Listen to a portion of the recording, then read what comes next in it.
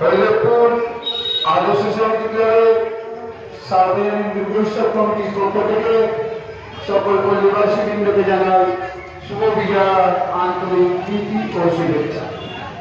আমাদের আর মহাবাসী হরিদেবপুর আদর্শ বিদ্যালয়ের সার্বজনীন দুর্গোৎসব কমিটির পক্ষ থেকে সকল পল্লীবাসী বৃন্দকে জানাই শুভ বিজয়, আন্তরিক প্রীতি ও শুভেচ্ছা।